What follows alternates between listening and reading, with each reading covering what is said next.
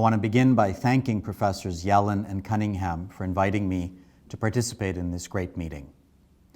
My name is Mansoor Husain, and I'm Professor of Medicine at the University of Toronto, and I'm Director of the Ted Rogers Centre for Heart Research. I'm also an attending cardiologist at the Toronto General Hospital. I've been asked to speak today about GLP-1 analogues and to try and answer the question of whether we've reached the limits in cardiovascular medicine. And the answer to that question is no. I hope at the end of my presentation, I'll leave you with three things to remember. I believe GLP-1 analogues are underutilized in patients that could benefit from them. I believe there are potential additive benefits with SGLT2 inhibitors that have not yet been explored in clinical trials. And, perhaps most exciting, there are new incretin drugs which may be even more potent with regards to cardiovascular therapy. Here are my disclosures. I'll begin with this epidemiological study based on ICD-9 codes and demographic data from the National Health Information Service and other large databases. On the y-axis here, we have events per 10,000 of the overall adult population, which increased from 178 million to 226 million over the 20-year span shown here, 1990 to 2010. You'll appreciate the incidence of acute myocardial infarction fell slightly, while that of stroke, amputation, and end-stage renal disease stayed flat. These are the common cardiovascular events that occur in patients with type 2 diabetes. And in fact, there's been much progress in reducing the incidence of these events in the population with diabetes. Unfortunately, as shown at the top of the right panel, the patients with diabetes self-identified with that diagnosis have tripled from 6.5 million in 1990 to almost 21 million in 2010. And while we've made progress in reducing the risk of acute myocardial infarction, stroke, and to a lesser degree amputation, I want to highlight the incidence rate. Incidence rates compared to the general population are many, many-fold higher in patients with type 2 diabetes.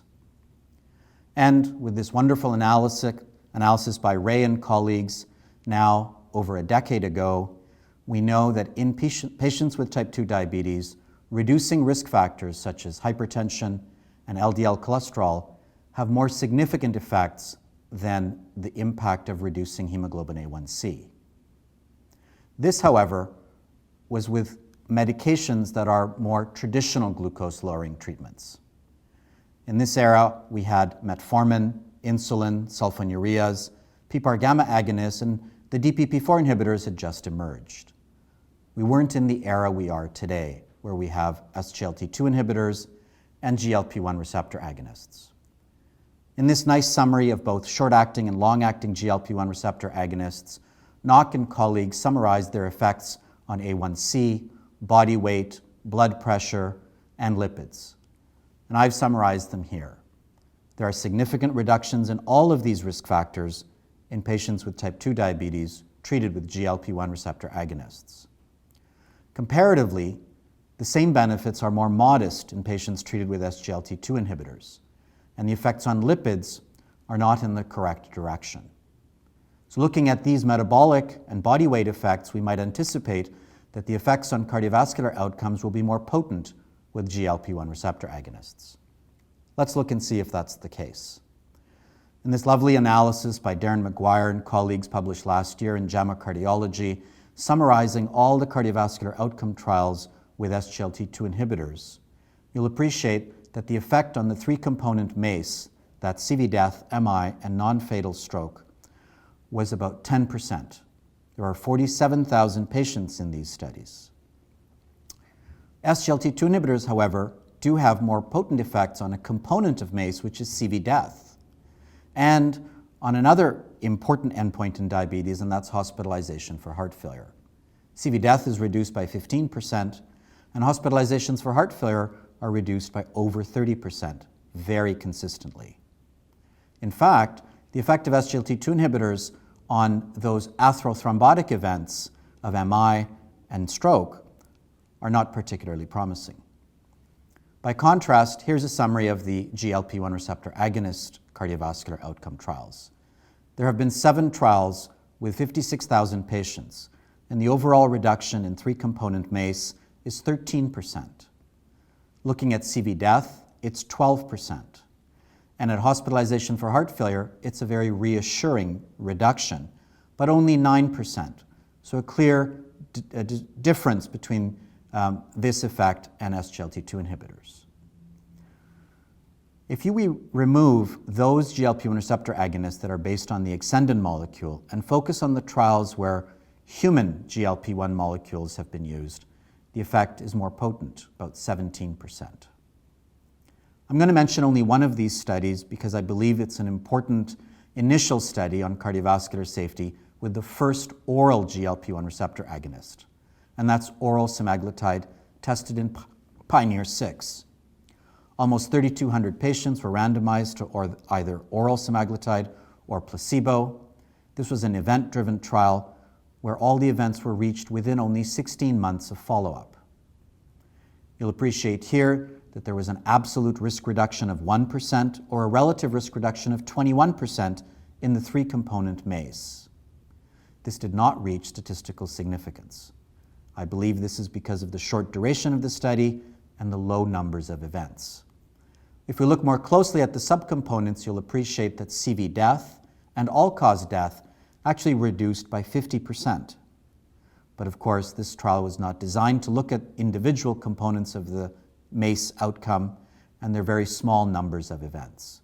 So this is being followed up with a longer-term, much larger study with oral semaglutide called SOUL, and the recruitment for that is now complete.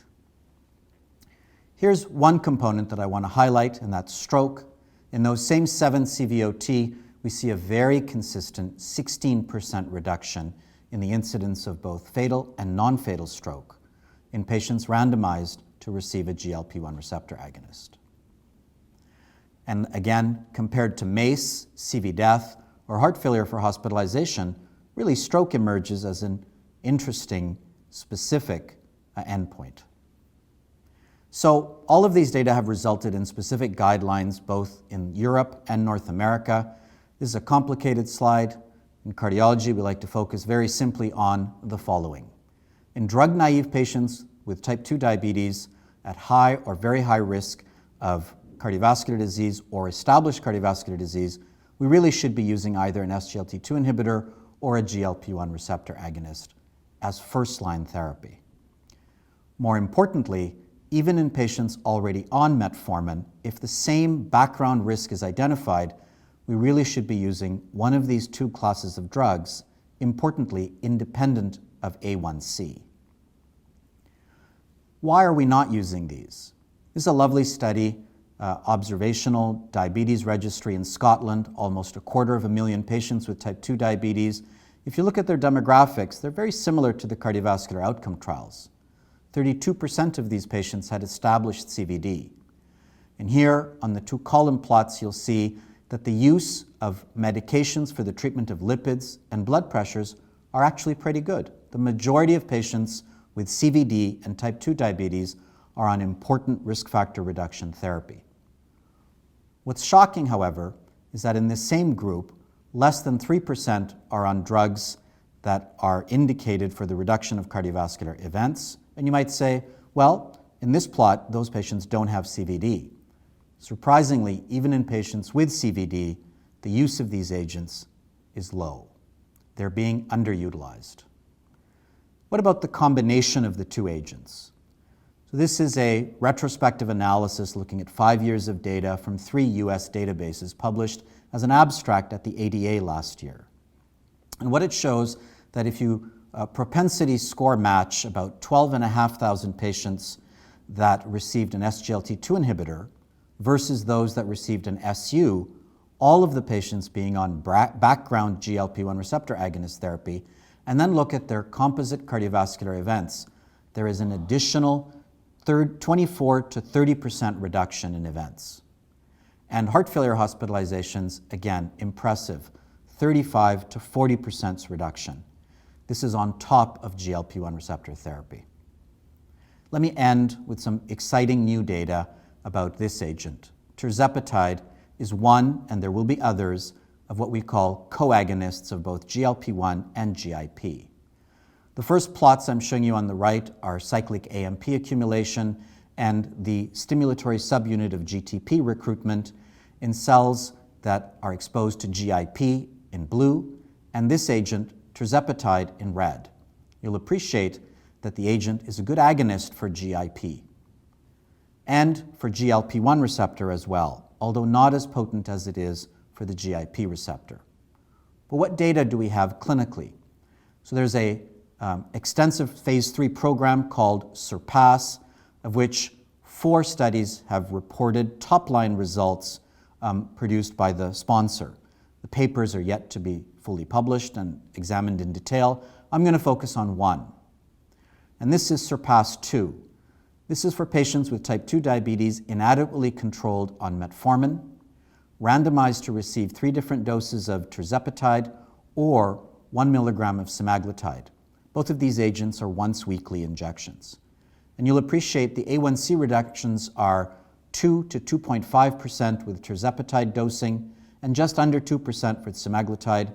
The weight reductions are very impressive, from 7.8 to 12.4 kilograms weight loss over 40 weeks of therapy compared to 6.2 kilograms with semaglutide, and the patients achieving glycemic control 86 to 92% compared to 81%.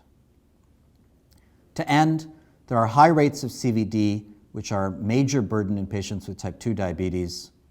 Cardiovascular outcome trials of GLP-1 receptor agonists support the use of this class in patients with or at high risk of CVD, independent of A1C, and one of the more consistent and robust effects appear to be on stroke. But what else have we learned today? These drugs that are proven to reduce events are being underutilized. Combinations of SGLT2 inhibitors and GLP-1 receptor agonists may be even better. And we do not yet know if the remarkable metabolic effects of these new agents called twincotrins will also have CV benefits. So by no means have the limits of GLP-1 analogues in cardiovascular medicine been reached. Thank you very much.